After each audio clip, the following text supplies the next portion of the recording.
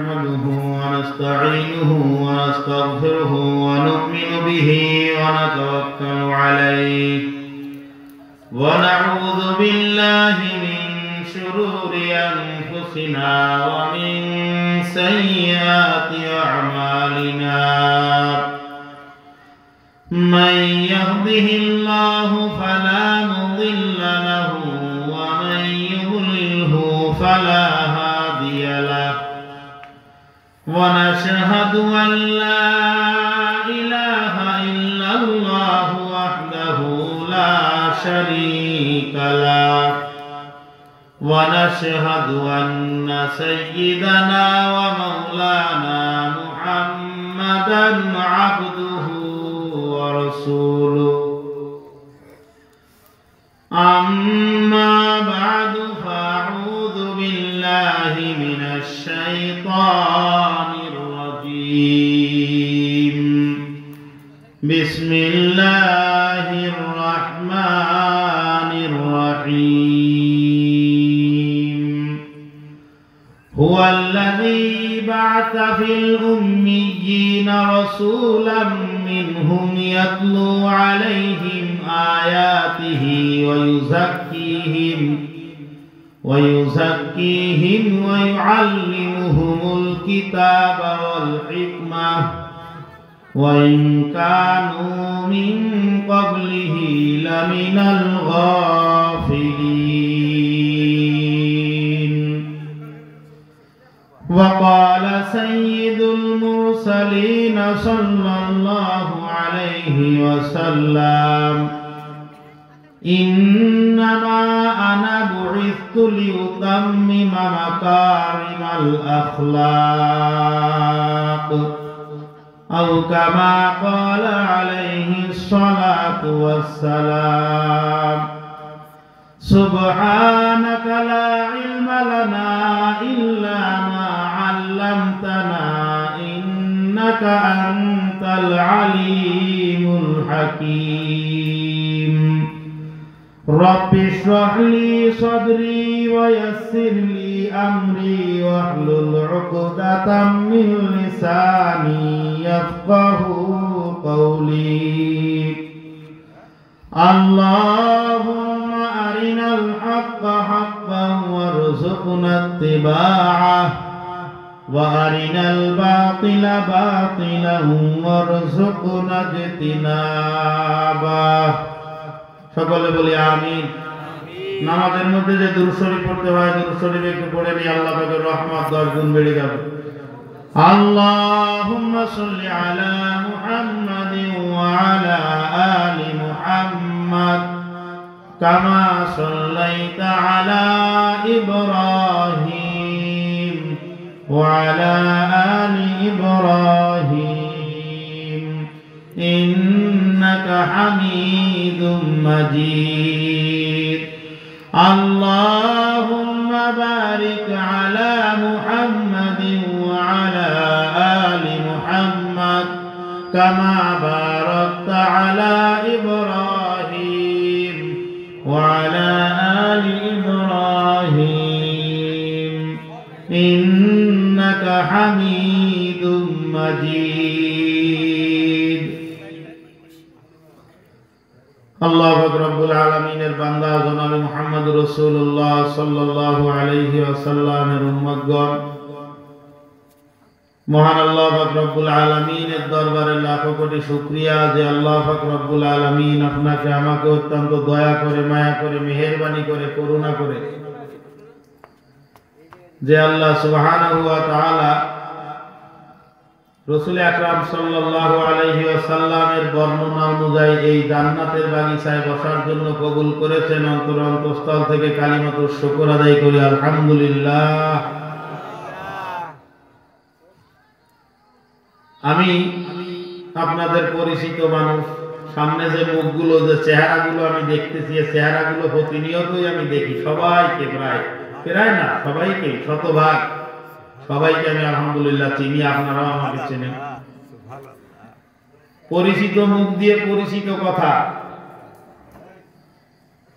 শুধু আমাদের সেনাটি থেকে প্রধান বক্তা যিনি আসছেন আমার অত্যন্ত কাছের বন্ধুবর, খুব মহব্বতের মানুষ, অত্যন্ত সাদা সিধা মানুষ। আল্লাহ বান্দা হযরত মাওলানা ফজলুল করিম হাফিজাহুল্লাহ রেস্টে আছেন, কিছুক্ষণ পরে উনি স্টেজে আসবেন ইনশাআল্লাহ। মাধুর্যপূর্ণ কলিজা ঠান্ডা করা বয়ান আল্লাহ পাক রব্বুল আলামিন তৌফিক দান করলে তিনি শোনাবেন আপনাদের। আমি কিছু কথা আপনাদেরকে বলবো, কাঠখট্টা মার্কা কথা। সবাই যেহেতু পরিচিত মানুষ, এখানে কথা হবে পরিচিত দাবির উপরে ভিত্তি করে। অন্তরের কান দিয়ে কথাগুলো শ্রবণ করলে ফায়দা হবে ইনশাআল্লাহ।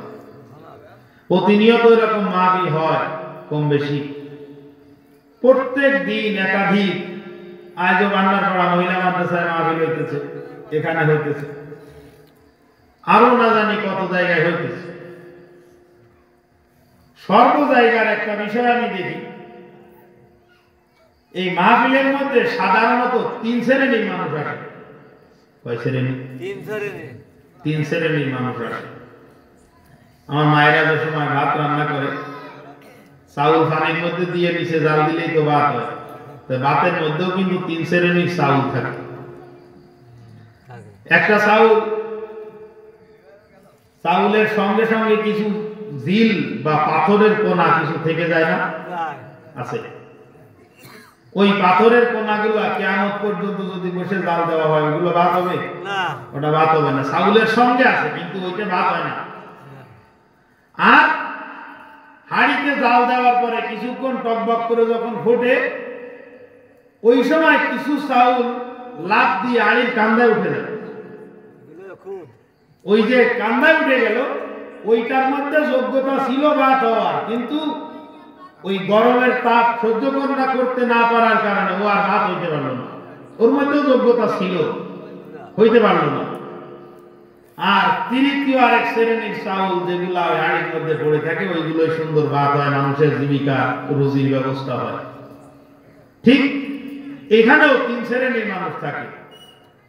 এক শ্রেণী দেখবেন সেই আসরের আগে আসছে, এখানে রাস্তায় ঘুরতেছে, একবার এ মাথার থেকে মাথা, ও মাথার থেকে মাথা পর্যন্ত এই বাটাল দিচ্ছে না এক গ্রুপ। আমরা অসন্তুষ্ট হয়ে যাচ্ছে না?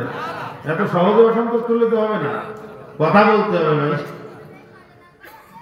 একদল এখান থেকে এই মাথার থেকে ওই মাথা, ওই মাথার থেকে এই মাথা ঘুরে বেড়াচ্ছে না বারবার, বাদাম খাচ্ছে, এটা খাচ্ছে, সেটা খাচ্ছে, আড্ডা দিচ্ছে, গল্প করছে, বিভিন্ন রকমের। এগুলো হলো না, এগুলো হলো আপনার ওই সেই চাউল যেগুলো হাড়ির কান্দায় উঠে গেছে। কান্দায় মানে প্যান্ডেলের বাইরে চলে গেছে। এই প্যান্ডেলের বাইরে চলে গিয়ে এরা যদি বসতো, তাহলে কিছু না কিছু ফায়দা এদের হইলেও হইতে পারত, কিন্তু এগুলো বসে না। এগুলো আসছে মাইকলার আগে, আর চলেও যাবে। মাইকলা চলে গেছে, মাইক খুলেনি, কিন্তু এগুলো এখনো যায় না। ওই শেষ পর্যন্ত থাকবে, কোনো ফায়দা নেই। আর একটা এখানের মধ্যে বসে থাকলো, কিন্তু এই জায়গায় বসছে, কিন্তু মনোযোগী না থাকার কারণে এখানে কোনো কথায় কোনো ফায়দা হয়নি। যত ওয়াজ সব কানের উপর দিয়ে চলে গেছে, ভিতরে মোটেও যায়নি। মনোযোগ না থাকলে কি কথা বুঝে আসে? বুঝে আসে না। আর এক শ্রেণীর আল্লাহর বান্দারা আছে, আলহামদুলিল্লাহ, এরা এই মাহফিলে যখন আসছে এই নিয়ত করে যে আল্লাহ পাক তোমার হাবিবের বর্ণনা অনুযায়ী জান্নাতের বাগিচায় যাচ্ছি, মালিক রে, এই জান্নাতের বাগিচার থেকে তুমি আমাকে মাহরুম করে দিও না, জান্নাতের বাগিচার ফল ফলাদি আমার ভোগ করার তৌফিক দিও।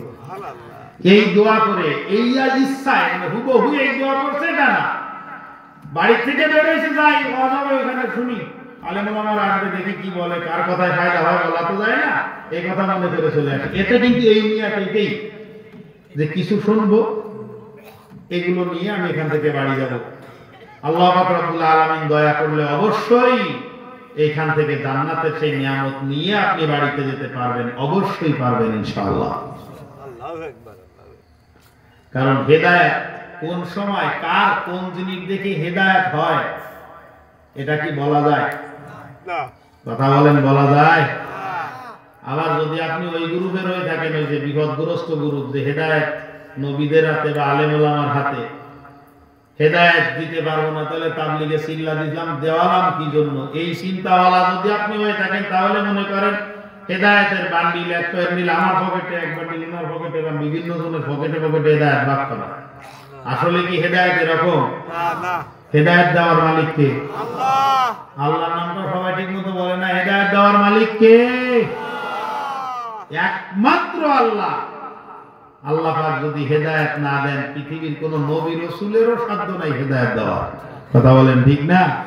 যদি সাধ্য থাকতো, রাহমাতুল লিল আলামিন সাল্লাল্লাহু আলাইহি সাল্লাম তার আপন চাচা আবু তালেবকে হেদায়েত দিতে পারতেন।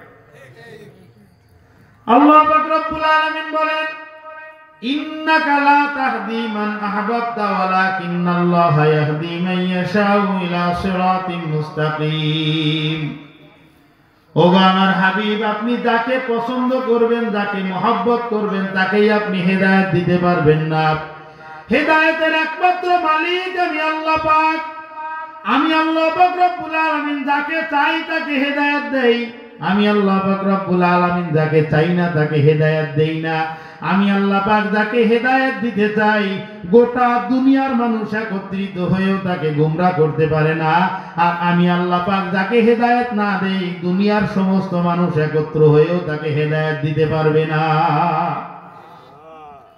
হেদায়েত একমাত্র আল্লাহ পাকের হাতে। খুব ভালো করে মুখস্থ করেন। বর্তমান সময়ের গুরুত্বপূর্ণ একটা জটিল ফিতনা হলো এটা, যে হেদায়েত নবী রাসূল দিতে পারে, হেদায়েত আমরাও দিতে পারি। হেদায়েত দুনিয়ার কোনো মানুষ দিতে পারে? হেদায়েত দুনিয়ার কোনো মানুষ দিতে পারে না। এই জায়গায় মাশায়েখে সিস্ত নামক কিতাবের মধ্যে শাইখুল হাদিস আল্লামা জাকারিয়া কান্দলবী রাহমাতুল্লাহি আলাইহি চমৎকার একটা ঘটনা নিয়ে আসছেন। এই ঘটনাটা বলে আমি আমার মূল আলোচনার দিকে যাব। খেয়াল করুন, আমি যে আয়াতে কারিমা তেলাওয়াত করেছি, যে আলোচনা করতেছি, এটা ওই আয়াতের না। এই আয়াত পর্যন্ত যাওয়ার জন্য মাঝখানে একটা কথা খেয়াল করবেন। চিশতিয়া সাবেরিয়া তরিকা, যে চারটা সহি তরিকা দুনিয়ার মধ্যে চলমান, হেদায়েত পাওয়ার যে মাধ্যম বা ওসিলা জরিয়া, হক্কানি পীর বুজুর্গের সোহবতে থাকা হেদায়েত পাওয়ার একটা মাধ্যম। তাবলীগ জামাতের মধ্যে দ্বীনি কাজে সময় লাগানো হেদায়েত পাওয়ার একটা মাধ্যম। হক্কানি উলামায়ে কেরামের সঙ্গে সুসম্পর্ক, মিল, মুহাব্বত, ভালোবাসা রাখা হেদায়েত পাওয়ার একটা ওসিলা, একটা মাধ্যম। কি বলেন, কথা ঠিক না? হেদায়েত পাওয়ার একটা মাধ্যম, একটা ওসিলা।